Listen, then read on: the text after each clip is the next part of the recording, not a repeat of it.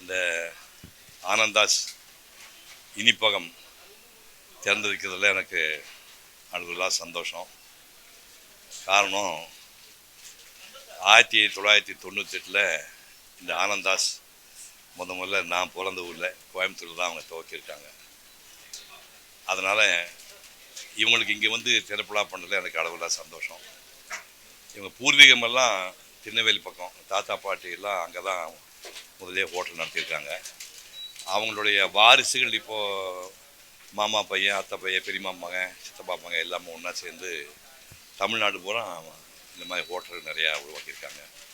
1998 hotel, அதாவது உணவகம் பண்ணாங்க.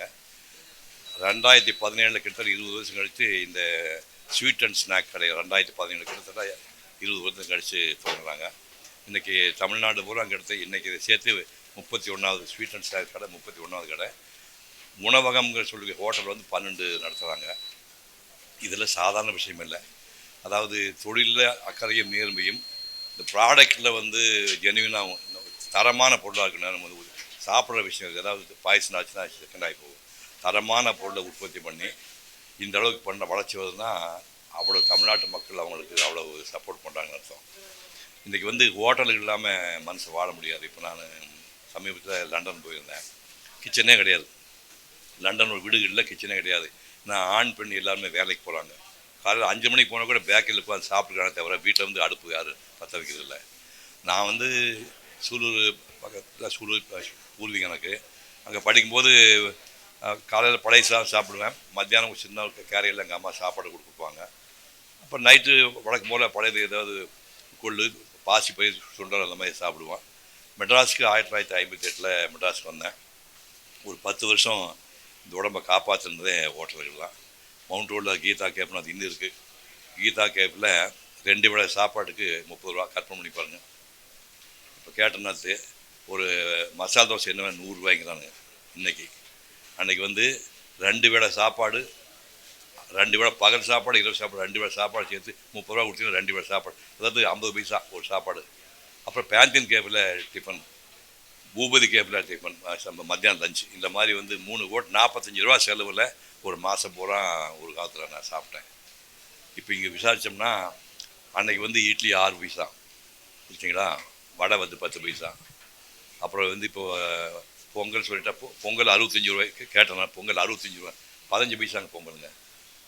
45 ரூபாய் செலவில் ஒரு பையன் வந்து 1968 58 65 வரைக்கும் வாங்கி. இன்றைக்கி காலங்கள் மாறி போய் பணத்துக்கு வேல்யூ இல்லாமல் போச்சு. அப்புறம் நிறையா சம்பாதிக்க ஆரம்பிச்சிட்டாங்க. எவ்வளவு பண்ணாலும் பரவாயில்ல, தரமாக கொடுத்தா போதும் அப்படிங்கிறதான் முக்கியம். தரத்தின் அடிப்படையில் ஆனந்தாஸ் வந்து ஒரு கேரண்டி கொடுக்கலாம். அவ்வளோ உணவகமாக இருந்தாலும் சரி, ஸ்வீட் தான், எல்லாமே ரொம்ப பிரமாதம் பண்ணுறான். இன்னும் நிறையா கடை தமிழ்நாடு மட்டும் இல்லை, ஆந்திரா, கர்நாடகா, கேரளா போக இந்தியா முழுக்க இந்த மாதிரி கடைகள் துவக்கணும் பார்த்து சொல்கிறேன். நன்றி. ஏங்க நடிகை பிடிக்குமா அவங்க பொண்டாட்டி பிடிக்குமான்னு கேட்குற மாதிரி இருக்குது. பொண்டாட்டியில் எப்படி சூர்யா கார்த்தியால் எப்படியே பிறப்பாங்க, நடிகிட்ட குழந்தைகளை பற்றி முடியுமா கேள்வி கேட்குறாரு பாரு அப்படின்னு. வீட்டு சாப்பாடுங்கிறது வந்து நிரந்தரம். ஒரு சேஞ்சுக்காக ஹோட்டல் போய் சாப்பிட தவிர 3 வேளை ஹோட்டல் சாப்பிட்டா பைத்தியம் முடிச்சிடும், லூஸ் மோஷன் போகும். இன்றைக்கி கோயம்புத்தூரில் கல்யாணங்களுக்கு போனேன்னா, கல்யாணத்துக்கு போய் 3 நாள் கல்யாணத்துக்கு போனோம்னா 30,000 பேர் சாப்பிட்றானுங்க. அது என்ன ஐட்டம் போடுறான்னு தெரியாது. 3 நாள் கோயம்புத்தூர் போய் சாப்பிட்டு வந்தால் வெயிட் வந்து 2 கிலோ ஏறுது. 5ஆவது நாள் லூஸ் மோஷன் போகுது. அதனால் இது பர்மனெண்ட்டெல்லாம் கிடையாது. அதனால் இப்போ ஆல்வேஸ் வீடு, மனைவி, குழந்தை குட்டி, 2வது தான் ஹோட்டல். இன்னும் சாப்பிட ஆரம்பிக்கல, சாப்பிட்டு பார்த்துட்டு சொல்கிறேன். ஏன்னா பொங்கல் வடை நான் கோயம்புத்தூரில் ஏர்போர்ட் பக்கத்தில் கடை இருக்குது. சாம்பார் சாதம் அதெல்லாம் கோயம்புத்தூரில் நான் நிறைய சாப்பிட்டுக்கிறேன். ஏர்போர்ட் பக்கம் ஒரு கிலோமீட்டர் தூரத்தில். பெரும்பாலும் அங்கே தான் சாப்பிடுவேன். ஸ்வீட் நான் ஜாஸ்தி சாப்பிட, சர்க்கரை வியாதி நினச்சிக்கான எல்லாமே சாப்பிடுவேன். ஸ்வீட் நான் ஜாஸ்தி சாப்பிடல. பட் இவங்க ஹோட்டலில் சாப்பிட்றது போகிறோமா, பிரேக்ஃபாஸ்ட் ரொம்ப பிரமாதம் கோயம்புத்தூர். வரேன். இளமை 14 வயசு பையன் இளமையாக தாண்டா இருப்பான். உங்களுக்கு என்ன பிரச்சனை? உனக்கு 16 தாண்டா ஏஜ் ஆகுது. இல்லை பாரு, சுற்றிலும் பாரு, கரெக்டாக 14 வயசு தான். 14 வயசுல இவர்த்த இளமையாக தானே இருப்பேன். என்ன பிரச்சனை உனக்கு? ஒரிஜினலாக சொல்கிறீங்களா? ஒரிஜினல் இளமையாக இருக்கணும்னா இப்போ காலையில் வரும்போது பழைய சாதம், ஒரு கை பழைய சாதம், 2 டம்ளர் மோர் அடித்து காலையில் வரும்போது, இங்கே வரும்போது வெறும் வயிற்றோடு எங்கேயும் போக மாட்டேன். 2 பழைய சாதம், பப்பாளி பழத்தை 4 பீஸு, கொய்யா 4 பீஸ் சாப்பிட்டு வந்துருக்கேன். அதான் இளமை ரகசியம். அப்புறம் ராத்திரியில் வந்து 10 மணிக்கு படுத்து மினிமம் 7 மணி நேரம் தூங்கணும். டயத்துக்கு சாப்பிட பழக்க வச்சுருங்க. காலையில் வாக்கிங் போங்க. ஒரு மனுஷன் உயிரோடு இருக்கிறதுக்கு அடிப்படையான விஷயம் வந்து காற்று, 2வது தண்ணி, 3வது உணவு. சாப்பாடு இல்லாமல் மகாத்மா காந்தி வந்து 20 நாள் இருந்திருக்கார். புரிஞ்சுட்டிங்களா? 20 நாள் சாப்பிடாமல் இருந்திருக்கார். தண்ணி குடிக்காமல் 2 நாள் அதிகமாக இருக்கலாம். சுவாசிக்காமல் இருக்க முடியாது. நாம் உங்கள் அம்மா வீட்டில் நீ உருவான காலத்துலேயே ஹார்ட் எப்போ ஃபங்க்ஷன் பண்ணுதோ அன்றைக்கே வந்து ரத்த ஓட்ட ஓட ஆரம்பிச்சு.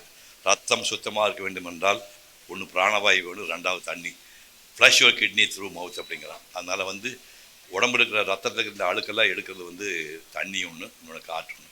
அதிகாலையில் நீங்கள் ஒரு 5:30 மணிக்கு 6 மணி வரைக்கும் ஒரு ½ ஹவர், பெரியவங்க சொன்னவங்க இல்லை, எல்லாருமே எல்லா குழந்தையும் இப்போ வியாதி வர காரணமே எல்லாமே வீட்டில் சாப்பிட்டு தூங்குறாங்க. ஏசியில் படுக்காதீங்க. காலையில் வந்து நீங்கள் ஒரு 1/2 மணி நேரம் வாக்கிங் போங்க.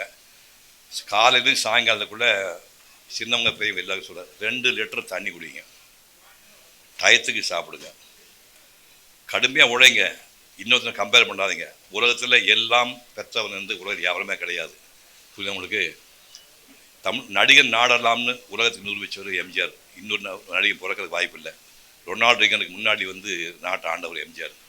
ஆனால் எம்ஜிஆருக்கு வாரிசுகள் கிடையாது, குழந்தைகள் கிடையாது. 3 சம்சார நேரத்தில் குழந்தைகள் கிடையாது. உலகத்திலேயே பெரிய ஆக்டர் சிவாஜி மாதிரி இன்னொரு பிறக்கணும். சிவாஜி மாதிரி வந்து பிறக்க வாய்ப்பே இல்லை. அவ்வளோ பெரிய சிவாஜி ஆக்டர் வந்து அரசியலில் தோற்று போயிட்டார்.